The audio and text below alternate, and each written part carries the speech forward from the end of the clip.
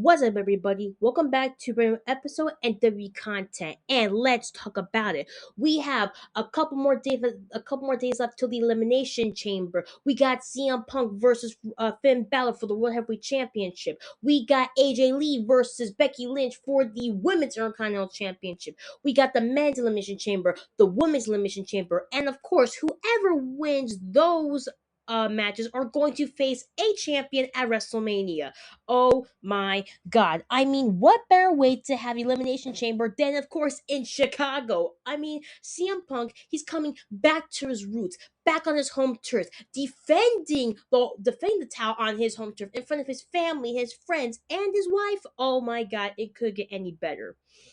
But let's talk about the elephant in the room, or should I say, a bunch of elephants in the room, based on the fact that there's been so much beef happening right now between the Judgment Day, now that JD's back. Dom Mysterio has to put his career on the line at AAA against Vin Kingo, which, of course, if anybody watched AAA the other night, which means that if Dominic loses, not only he loses the title at Ley de Leas, but he will have to leave AAA forever. And then, of course, we got the Drew McIntyre problem. We got the Masked Man problem for the Vision. We got Brock Lesnar coming back approximately after the Elimination Chamber. Like, so much is going on right now. I can't even keep up with it.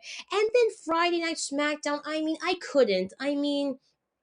Drew McIntyre was talking smack. The tag team has been going a bit of haywire ever since the MFTs have become tag team champions. The Wyatt Six are trying to go after them to get the lantern in memory of Bray Wyatt. Johnny Gargano's going through a depressing phase since his best friend slash tag team partner went to a different wrestling promotion, and then he lost Axiom's mask in a match the other time. So far SmackDown has been going off the rails. And then, speaking of off the rails, the Masked Man. Is it just me, or is everybody thinking it's Seth Rollins? It's that freaking obvious. If anybody knows, he's been going to physical rehab for I do not know how long, but he's going like maybe 2 times a week just to get better, to get back into the ring. And the past few times that there's the Masked Man has a curb stomp onto the Vision. Of course, the first time it was Braun Breaker, then it was Austin Theory, then it was Logan Paul. Let's face it, we all know it's Seth Rollins. Of course, he created the Vision, and now he has to stop the Vision by any means, at what cost, like at all costs. Like, do what you gotta do, man. But at the end of the day, we all know it's Seth Rollins. People, let's just say it to the universe because we know it's him. Now, the main event, people have been saying the main event of WrestleMania is in jeopardy now, based on the fact that CM Punk is now facing Finn Balor for the World Heavyweight Championship. Now, for me, like he always says, Punk wants to be a fighting champion. He wants to prove to everybody that he can still do it, and wrestling in the company that, of course, he terrorized for a couple of years. He talked smack about when he went to another wrestling promotion, which was the rivals AEW at the time. But right now, he's proving a point to everybody that he can still do it. And now that he's going to put the main event on the line against Finn Balor, if that's not fighting champion, then I don't know what is.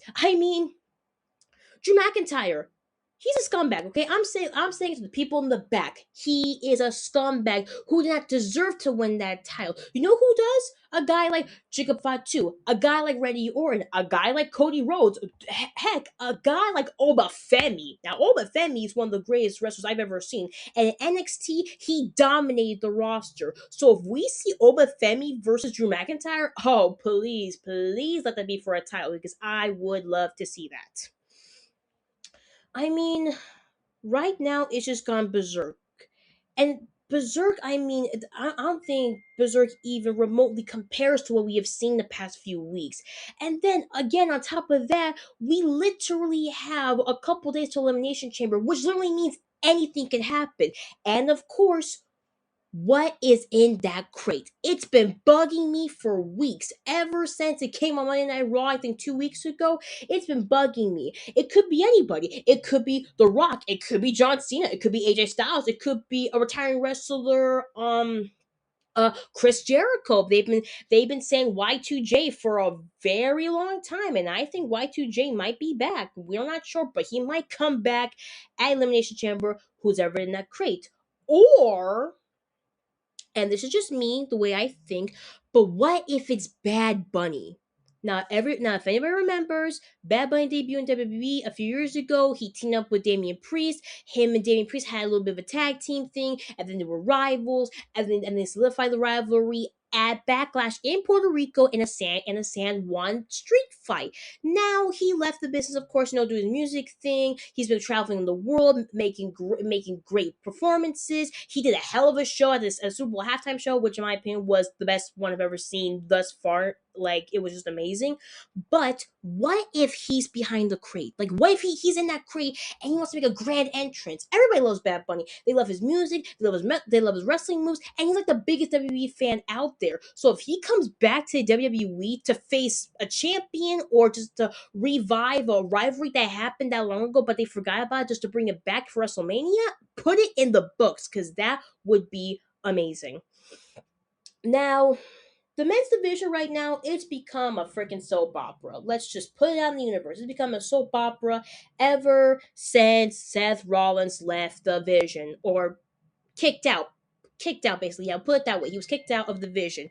But right now, it's just going beyond berserk to me. I mean, like, again, Drew McIntyre's a crybaby. Jigga Fatu wants his rematch against Drew McIntyre for the title, and I understand that. Cody Rhodes wants redemption for the WWE fans, and of course, to win back the title that he's put on the map ever since he beat Roman Reigns at WrestleMania 40. And then we got the MFT problem with the Wyatt Six. We got some tag team going at each other's throats right now just to get a tag team match. Carmelo Hayes is going through so much crap right now for the US Open title challenges. And of course, Obafemi, we do not know where he's gonna be. He could be on SmackDown. He could be on Raw. Either way, we're not sure, but we might find out probably after Elimination Chamber or maybe before WrestleMania. Either way, I don't know, but it's gonna be a sight to see on which brand he goes after, I guess, all the shenanigans will be done. But for shenanigans, the women, oh my god, the women's division. I gotta say, Natalia? Natty? She's been doing a great job as far as the heel. I mean, look, I liked her back in the day, nice girl, the Hart Family Foundation, of course, daughter of Jim Neidhart, a niece of Bret the Hitman Hart, the Hart Family Foundation. It was all fun and games and it was amazing. But ever since I saw her in AAA one event, and she was like a it was like a whole new cipher I never got to see. She became this underground badass fighter, took shit off of nobody. She just did what she wanted. She took what she wanted to take, and she didn't ask for anything. She didn't ask for anything, but she wanted a match. She wanted a championship. And so for AAA, she was doing really amazing. And the fact that she's now having that inner AAA underground fighter character in the WWE for the women, I mean, it's just freaking amazing to me. In my opinion, she's been doing a great job thus far. And her versus Maxine, she didn't want to fight. She wanted to send a message to everybody in the locker room that even though she's a veteran and there's these newcomers coming in from Japan or Mexico or from TNA or NXT, AAA, whoever's coming in into her ring, they better watch out because she is not to be messed with. And the fact that she did that to Maxine, oh my god, I cannot wait to see the next few future matches for her.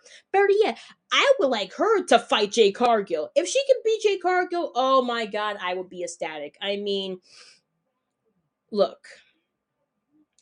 At first, I liked Jade. Her and Bianca teamed up, a tag team champion. They were doing great together. But then she was like, "Oh, bad," and she kept saying, "I'm that bitch. I'm that bitch." I'm like, "Girl, you are not." I have seen a lot of women in this. I've seen a lot of W superstars in the women's division coming and going for I don't know how many years. And the fact that you say you're that bitch and you're gonna take over this business, girl, I've seen people in that business took over that business way longer than you have. Does nobody remember the Bloodline? Does nobody remember Lita and Edge? Does nobody remember China in Degeneration X? Does nobody remember Rhea Ripley, who was the key pivotal point of the Judgment Day from 2022 to 2024? Oh, and of course, let's not forget Let's not forget the women who paved the way for the divas: Naomi, Natalia, the Bella Twins, AJ Lee, Tamina. All those girls put WWE for women on the map. And you say you're that bitch? Mm-mm, girl. You are not. You never were. You never will be. So stop pretending that you are, because you're not. And then it's like she tried to think she's better than everybody. Girl, you defended the title once. You did beat Jordan, but that was a pathetic win. And plus, nobody was even seeing you fighting. They were seeing Dominic and Liv having a little nice little romantic Valentine's date ringside. So, shut up, girl. Just shut up. Now, again, the women so far have been dominating, and the Elimination Chamber qualifying matches have been doing amazing. My girl Rhea Ripley in the Elimination Chamber. We got Asuka involved. We have, let's see, what was the other girl? Let's see. Oh, Alexa Bliss is gonna be in there, and I think we have two more slots open until Elimination Chamber. So the women's is gonna be insane. For the men, oh my god. I mean, we got Cody Rhodes, we got Randy Orton, we got Trick Williams and whatever. But so far, Cody and Randy Orton, man, both these guys have a history. They've wrestled with Drew McIntyre. Cody was tag team partners with him at one point. They were tag team champions for a while. But this right here will signify the last pivotal point to get to WrestleMania. Now how Elimination Chamber will end, depending on title switching, a WrestleMania opportunity, I don't know. We all know, of course, last year it was John Cena who won, but then he turned heel with The Rock. Now, I don't know how they're gonna top that off, but with the crate involved and the masked man coming after the Vision, I could see maybe a few more I could see maybe a few more matches happening added to the card for WrestleMania for night one or night two. But either way, Elimination Chamber will be freaking crazy. And then on top of that, we will see who will be the new WWE champion or the retained WWE champion. And then we lead to the main event of WrestleMania. Now, for all my AAA fans out there, and this is heartbreaking to say again, the contract signing between Vikingo and Dom, man, it was. I have no words. I mean, I don't know Spanish that well, but I found a cute. I found some key pivotal points in the promo, and then when he said that if you lose, you have to leave AAA forever, that broke my heart. I'm like, so you mean to tell me you're going to put this guy's, let's say, career on the line for AAA, that if he loses, he has to leave forever? Excuse me? If it wasn't for Dominic's family and the legacy left behind, you wouldn't be in AAA. If it wasn't for Dominic being a double champion, AAA wouldn't even be on Fox. Fox Sports. Oh, and then of course, let's not forget the luchadors who have paved their way to AAA, to WWE in the 90s, WCW, ECW. If it wasn't for them, you would not be here. And the fact you're gonna put Dom's career on the line at Lady Reyes just because you're jealous of him, yeah, I said it. You're jealous of him. You're jealous that he's getting all the good publicity. He's been getting sponsorships. He's been traveling around the world. He's been going from the US to Mexico and back again and again and again, over and over and over again.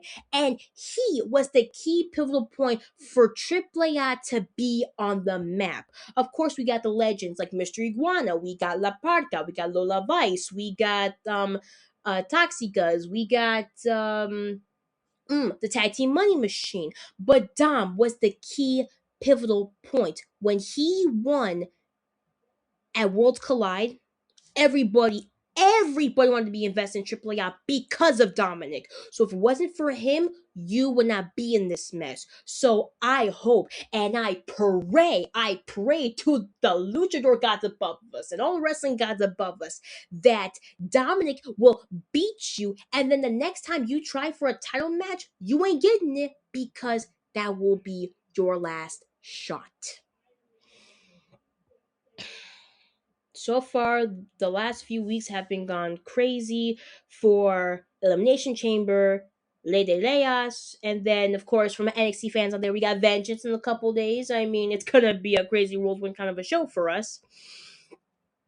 So far, all these wrestlers got a lot to prove. Sami Zayn wants to prove he wants to be a champion. He wants to be a world heavyweight champion. Randy Orton wants to possibly beat John Cena's record before he retires. Dominic has a lot in his mind right now with the Judgment Day and Triple A for fighting against Kingo. AJ Lee is fighting for her first singles match in over a decade against Becky Lynch. The Masked Man's coming in and about to destroy the Vision, and which we all know is Seth Rollins. Okay, I'm gonna keep saying it. It is Seth Rollins. That's all I'm gonna say about that. But right now, Elimination Chamber will definitely signify the last stop to get to WrestleMania. And then, of course, we got other matches coming up. We got tag team matches, tag team titles, faction versus factions. A faction might break up at WrestleMania. Who knows? But we'll find out later on in the future. And then, of course, tonight, Monday Night Raw, the last one to Elimination Chamber, which, of course, we will find out who Liv Morgan will choose for WrestleMania. Will she choose Stephanie Vaquer? Will she choose Jay Cargill? Whoever she chooses, they will fight at WrestleMania, and it will be a sight to see. Well, that's all I got for today, guys. Be sure to watch my Night Raw, 8 Eastern, 5 Pacific. Hope you guys have a great rest of your week. And then be ready for Elimination Chamber, because it's going to be a show you do not want to miss in Chicago. Hope you guys have a great rest of your week. Stay humble, stay blessed, and I'll talk to you guys very soon.